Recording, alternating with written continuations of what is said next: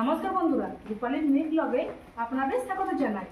আজ একটি আবার নতুন রেসিপি নিয়ে আপনার সামনে হাজির। আজকে বানাবো কলা মোচার রেসিপি। চলুন উপকরণগুলো কী কী নিয়েছি দেখে নিন।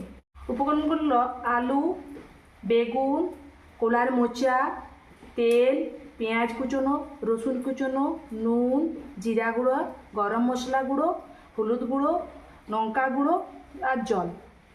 কলার মোচাটা কীভাবে ছাড়িয়ে নিচ্ছি দেখুন। এই যে কলার মোচা,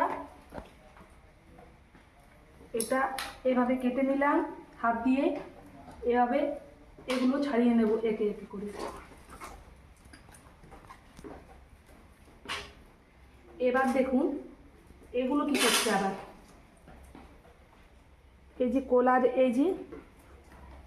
এই অংশটা ফেলে দিতে হবে, আর এই যে মাঝের এই যে অংশটা এটাও আবার ফেলে দিতে হবে।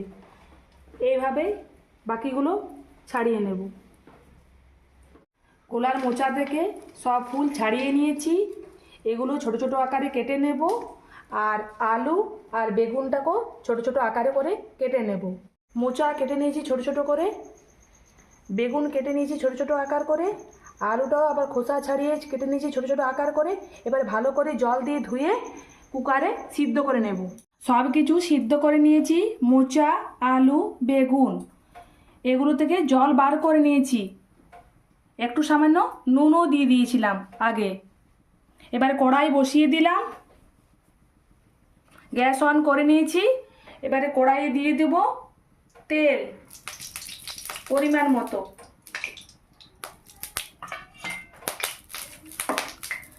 কেটে রাখা পেঁয়াজ,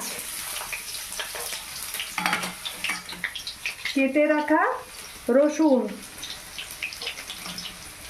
এগুলো ভাজা ভাজা হওয়া পর্যন্ত অপেক্ষা করতে হবে।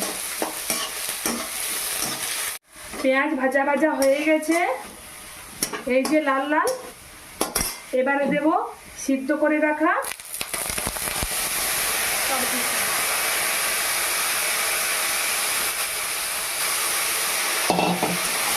একটু নেড়ে চেড়ে নিলাম। এবারে দিয়ে দিব পরিমাণ মতো নুন,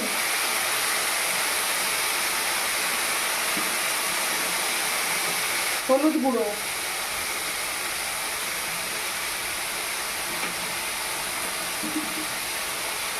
গরম মশলা গুঁড়ো, জিরে গুঁড়ো,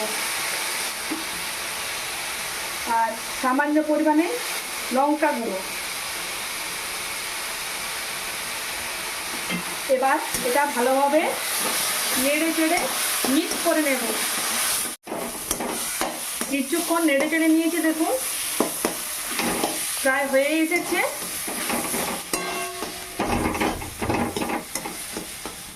এই যে রান্না হয়ে গেছে, এর গ্যাসটা বন্ধ করে দেব।